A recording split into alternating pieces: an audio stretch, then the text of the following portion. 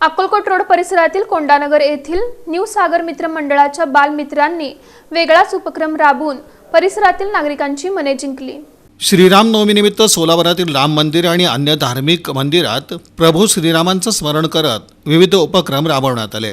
काही मित्रमंडळांकडून मंडप टाकून पूजाविधी तर काही मंडळांकडून डीजे सारखे ध्वनी यंत्रणा राबवून रामनवमी उत्सव साजरा करण्यात आला। मात्र अक्कलकोट रोड येथील कोंडानगर परिसरातील न्यू सागर मित्रमंडळाच्या बालमित्रांनी वेगळाच उपक्रम राबवून परिसरातील नागरिकांची मनं जिंकले। यासाठी बालमित्रांनी शाळेत मिळणाऱ्या शालेय पोषण आहाराअंतर्गत मिळालेले तांदूळ जमा केले, तसंच परिसरात देणगी गोळा करून या भागातील नागरिकांना चक्क महाप्रसादाचं वाटप केलं।